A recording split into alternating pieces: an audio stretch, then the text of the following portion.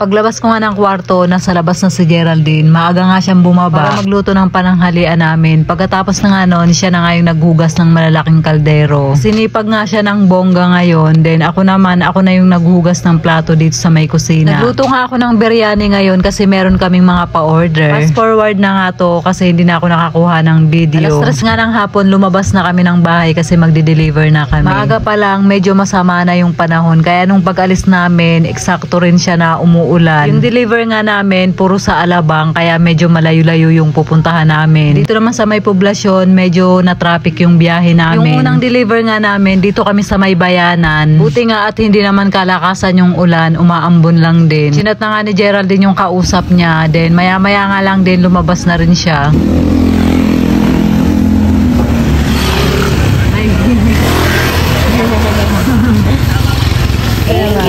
Na-miss ko yan sa sa Middle East. Thank you po. Thank you po. Salamat din. Bagal mo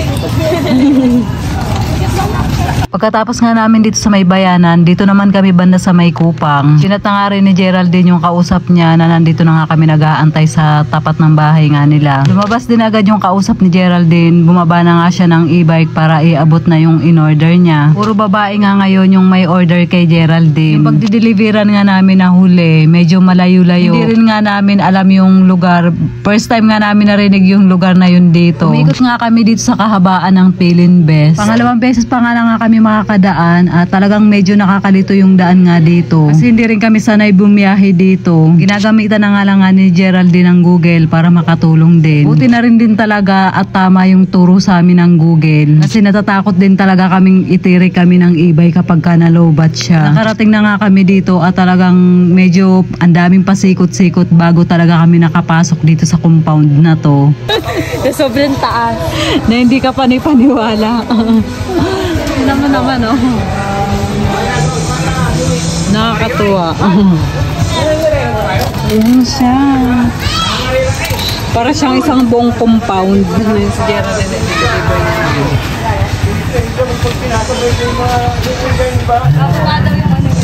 Ayan si ate oh. Ayaw niya nang bumaba. Napakataas kasi.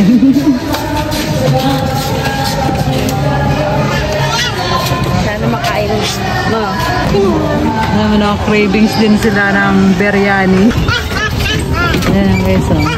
Lalabas na kami dito sa Bliss compound na to. Ano yan pala may Pilinbes. Ayun o.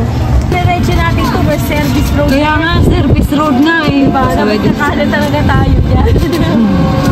Nung malapit na nga kami dito sa may South Station, biglang umulan ng malakas. Ibinaba na nga namin yung trapal ng e-bike. Hindi rin naman tumuloy-tuloy yung malakas na ulan kasi pagdating namin sa may bayanan, humina na rin yung ulan. Maaga nga ulit kami nakauwi ng bahay. Then si Carlos nasalubong ulit namin. Papunta na rin siya ng pwesto para naman magtinda ng pares. So yun yung dalawang bata, nagkakagulo sila kasi nga kikis daw sila dun sa papa nila. Baos mo, wala naman yun eh.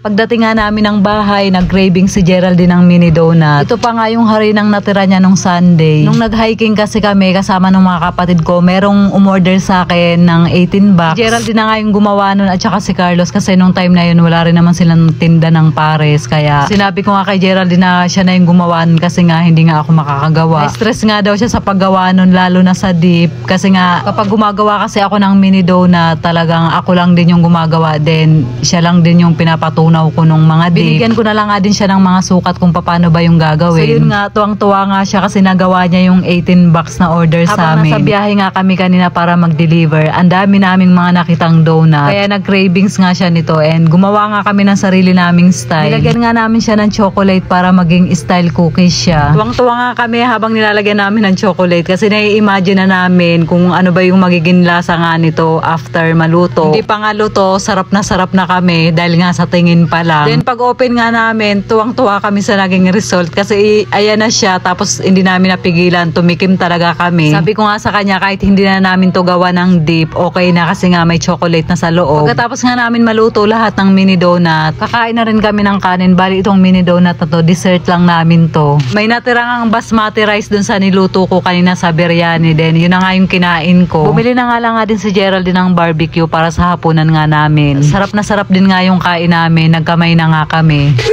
Sarap po, para siyang cookies. Sarap po.